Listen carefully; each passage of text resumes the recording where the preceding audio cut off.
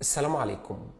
في حاجة بتحصل معايا، أنا مش لاقي لها أي تفسير منطقي، فجاي أتكلم معاكم فيها. لأن الأمر ملوش بالنسبة لي أنا أي تفسير منطقي. ببقى ناشر مثلا بوست أو ستوري وبتجيلي تعليقات عليه، أنا مش عارف المفروض أرد أقول إيه. على سبيل المثال مثلا او الاواخر الحاجه اللي حصلت، ببقى ناشر بوست او ستوري فيها شغلانه بتفاصيلها، ناشر الراتب، المكان، البدلات، النظام، نوع الوظيفه، كل شيء. يعني انا ناشر كل شيء، والاقي رساله داخلالي خاص يقول لي التفاصيل. تفاصيل ايه؟ يعني تفاصيل اكتر من كده. اقول لك ايه؟ اجيب لك اسم صاحب المشروع؟ ما لو في تفاصيل اخرى ما انا كنت كتبتها مع البوست. طب هل انا في البوست او الاسطوري كتبت ان بقيه التفاصيل خاص مثلا وما حصلش؟ ماشي، هنفترض ان في تفاصيل اخرى انا ما ذكرتهاش. تمام. بنشر مثلا بوست فيه شغلانه بيبقى مكتوب منقول. اغلب البوستات بيبقى فيها منقول، ولو مش منقول ببقى كاتب تحت مثلا رقم اسم المهندس او اسم المقاول او الشركه، والاقي برضه حد داخل يقول لي تفاصيل. طيب ما يا ابني، ما في تحت اهو رقم، طب ما ترن عليه. يعني انت عاوزني انا ارن عليه مثلا واعرفك التفاصيل، ولا انت عاوز ايه؟ يعني انا ناشر لك وظيفه بتفاصيلها وتحت في اسم المقاول او اسم المهندس او اسم الشركه. تفاصيل ايه يعني؟ تفاصيل ايه؟ طب ما تكلم الناس. يعني التفاصيل دي انت عاوزني انا ارن على الناس واعرف واعرفك؟ والبعض البوستات بيبقى مكتوب فيها منقول، يعني انا ناقلها.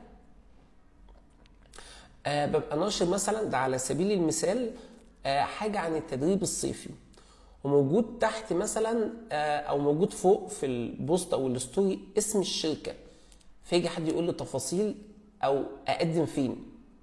يعني يا ابني اسم الشركه فوق، طب هقدم امتى؟ طب ما اسم الشركه، ما تدخل على السايت بتاع الشركه او دور وابحث، اعمل سيرش. يعني انت عاوزني انا اعمل سيرش واعرفك؟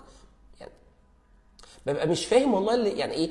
بيبقى البوست واضح فيه اسم الشركه فوق ويقول لي تفاصيل او اقدم. طب ما تعمل سيرش عن الامر، خاصه ان الامر واضح. هو مش يعني انت مش بتبحث عن امر مش واضح، انت مجرد ما هتبحث وتدخل على موقع الشركه او تتصل بالشركه، حتى لو اضطريت تسافر للشركه، ده ما ده مستقبلك او ده حاجه تخصك او تهمك.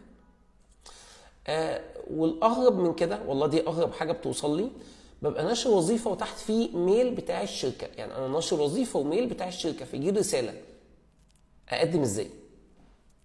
ببقى والله اللي هو والله العظيم بوست كامل وفي تحت ميل الشركه، ميل والشركه ورقم الشركه، قسما بالله اوقات ميل الشركه ورقم الشركه وعنوان الشركه، ويجي لي رساله اقدم ازاي؟ ما هم ما هم كاتبين البيانات دي تحت ليه يا ابني؟ اقدم فين؟ يا ابني هو اسم الشركه ده الوقت يعني مش كفايه؟ طب عنوانهم ايه؟ طب ما تبحث يا حبيبي، يعني ما تعمل سيرش. يعني هل يعني انا نفسي مش عارف لو هعمل سيرش زيك، هل انت اعمل سيرش؟ يعني اعمل سيرش، انا شايف ان الموضوع مش صعب. فدي حاجة وحاجات اكتر والله. فدي حاجات انا مش لاقي لها والله سبب منطقي او منطق، يعني انا مش لاقي منطق. يعني من كتر الحاجات اللي ممكن تجن العقل، مثلا بيبقى اقسم بالله مكتوب مثلا الوظيفه والمسمى وكل حاجه، ويجي لي واحد يقول لي مثلا تفاصيل او الشغل ايه. هل انت كسلت تقرا الستوري وعاوز انا اشرحها لك؟ والله مش فاهم. الرساله او الستوري واضحه او البوست واضح في المسمى والراتب والمكان، ولما انت تقول لي تفاصيل او الشغل ايه، بتبقى عاوزني اشرحها لك ولا اقراها لك ولا اتصل بالشركه فدي حاجات انا مش لاقي لها تفسير منطقي. هل هو كسل؟ هل هو عدم تركيز؟ هل انا مبالغ في الامر؟ ملهاش سبب منطقي بالنسبه لي.